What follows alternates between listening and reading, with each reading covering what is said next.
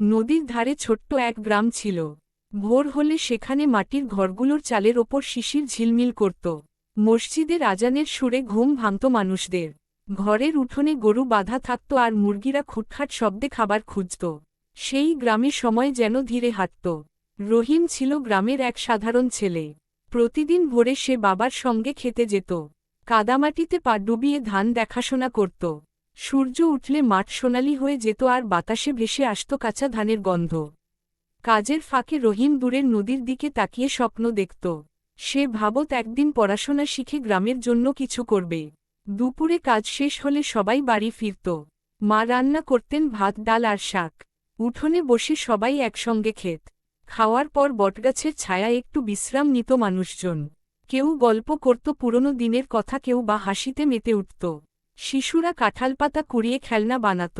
বিকেলে নদীর ঘাটে জমত কোলাহল। মেয়েরা কলসিতে পানি নিত আর ছেলেরা সাঁতার কাটত। সূর্য ডোবার সময় আকাশ লালচে হয়ে উঠত। পাখিরা দল বেঁধে ফিরত নীড়ে। তখন গ্রামটা আরও শান্ত লাগত। রাতে কুপি জ্বালিয়ে পড়তে বসত রহিম। তার পাশে বসে বাবা গল্প করতেন নিজের শৈশবের।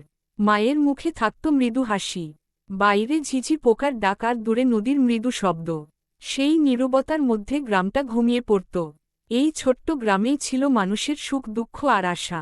শহরের মতো ঝলমল না হলেও এখানে ছিল মাটির গন্ধে ভরা ভালোবাসা। গ্রামটা তাই সবার হৃদয় আলাদা জায়গা করে নিয়েছিল।